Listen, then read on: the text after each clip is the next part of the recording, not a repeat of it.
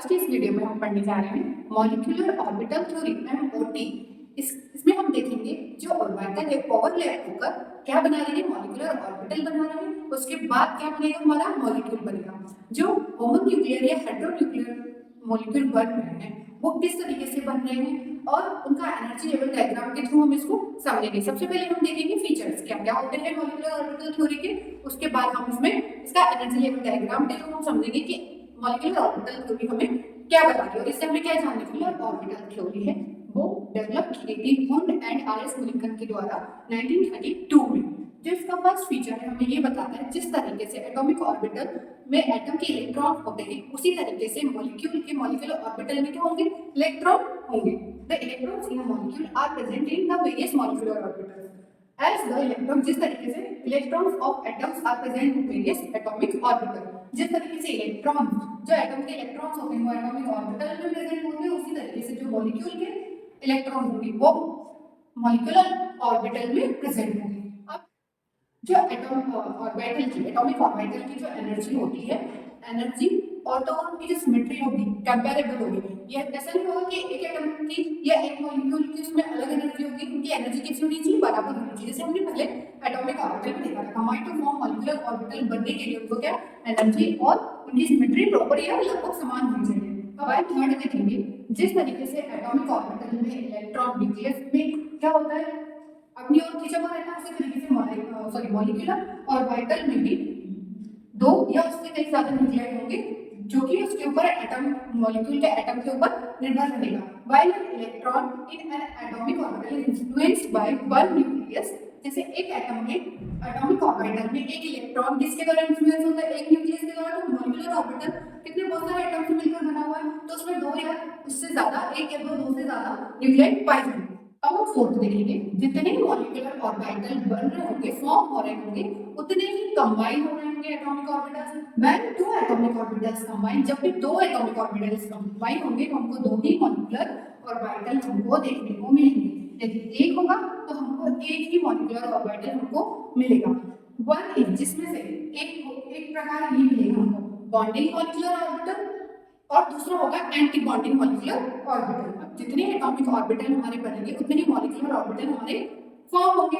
तो जिसमें से एक होगा बॉन्डिंग मॉलिक्यूलर ऑर्बिटल और दूसरा होगा एंटी बॉन्डिंग मॉलिक्यूलर ऑर्बिटल। अब इन दोनों से ज्यादा एनर्जी किसमें होगी, जिसमें जो लोअर एनर्जी का होगा बॉन्डिंग मॉलिक्यूलर ऑर्बिटल, जो भी लोअर एनर्जी का होगा और उसकी स्टेबिलिटी उतनी ही ज्यादा होगी। क्योंकि हम पहले से ही पढ़ते आ रहे हैं कि एटॉमिक ऑर्बिटल में अपने आप को वो क्या कर रहे हैं, इलेक्ट्रॉन एनर्जी को कम कर रहे हैं और अपने आप को क्या कर रहे हैं, स्टेबलाइज कर रहे हैं। तो BMO has lower energy and has greater stability, उतनी ही ज्यादा क्या होगी, स्टेबिलिटी होगी किसके मुकाबले में, एंटी बॉन्डिंग मॉलिक्यूलर ऑर्बिटल के मुकाबले में।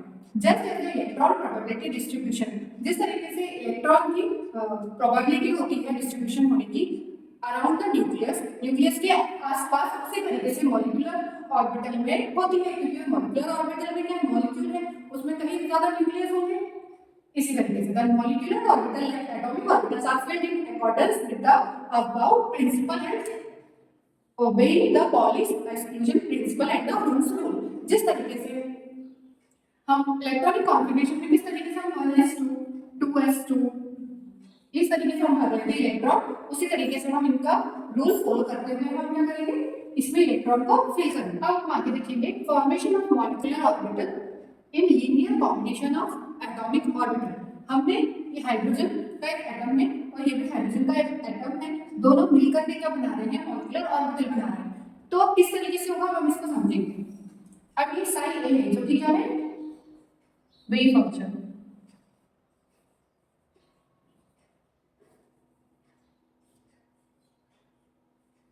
अब ये जो साई है हमको साई ए प्लस माइनस साई बी, जो कि हमको ये क्या शो कर रहे हैं, प्लस माइनस मॉलिक्यूलर ऑर्बिटल बनने पर हमको ये बॉन्डिंग और एंटी बॉन्डिंग हमको देखने को मिलेगी। अब हम आगे बता रहे हैं कि प्रोबेबिलिटी है जो इलेक्ट्रॉन की डेंसिटी है न्यूक्लियस के आसपास वो दो तरीके से हमको देखने मिलेगी। एक तो मिलेगी हमको बॉन्डिंग मॉलिक्यूलर ऑर्बिटल, दूसरे तरीके से हमको मिलेगा एंटी बॉन्डिंग। पर जो बॉन्डिंग मॉलिक्यूलर ऑर्बिटल होगा इसकी एनर्जी लो होगी, स्टेबिलिटी हाई होगी, जबकि एंटी बॉन्डिंग की एनर्जी एनर्जी ज्यादा होगी और स्टेबिलिटी कम होगी। ये हमको शो करना है। देखेंगे टाइप्स ऑफ मॉलिक्यूलर ऑर्बिटल। जब ऑर्बिटल ओवरलैप होंगे तो बॉन्डिंग में किस तरीके से ओवरलैप होंगे और एंटी बॉन्डिंग में किस तरह से उनकी शेप रहती है, हम ये देखेंगे। जब 1s ऑर्बिटल जब क्या बना रहे होंगे प्लस साइन यदि हम लगा हुआ देखेंगे तो हमारा जो बॉन्डिंग मॉलिक्यूलर ऑर्बिटल बनेगा वो सिग्मा 1s, जिसकी स्टेबिलिटी कैसी होगी, ज्यादा होगी और एनर्जी कम होगी। जब यदि हम इधर माइनस साइन लगाते हैं तो क्या होगा, एंटी बॉन्डिंग हमको मॉलिक्यूलर ऑर्बिटल देखने को मिलेगा जो जिसकी शेप इस तरीके से होगी और हमको क्या, इसको हम क्या बोलेंगे, सिग्मा स्टार 1s। अब देखिए एनर्जी लेवल डायग्राम जो हमारा बनेगा ऊपर की तरफ बनता है, ये 1s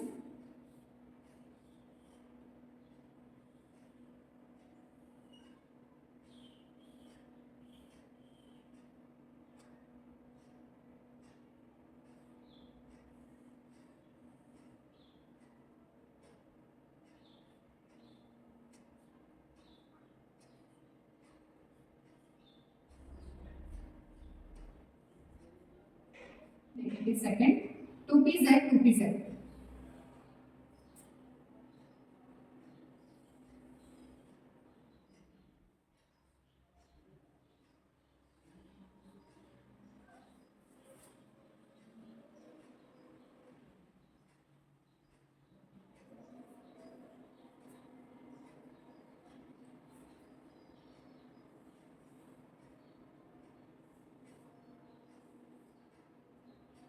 ये होगा हमारा बॉन्डिंग मॉलिक्यूलर ऑर्बिटल।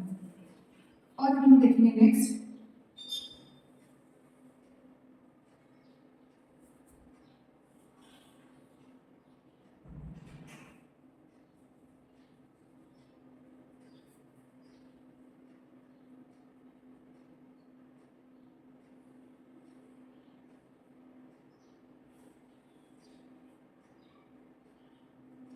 ये होगा हमारा एंटी बॉन्डिंग मॉलिक्यूलर ऑर्बिटल।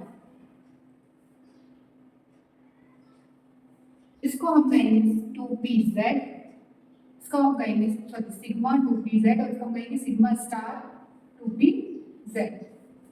अब जो इसका एनर्जी बनाएंगे तो इस प्रकार से बनेगा,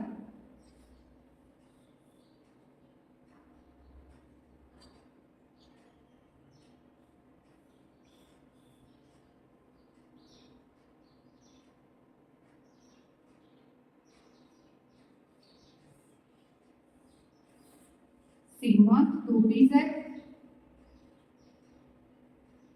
सिग्मा स्टार 2pz।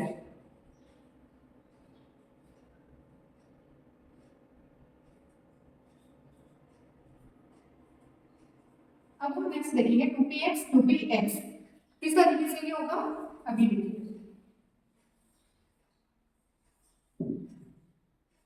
ये होगा बॉन्डिंग मॉलिक्यूलर ऑर्बिटल, ये होगा सिग्मा स्टार सिग्मा 2px।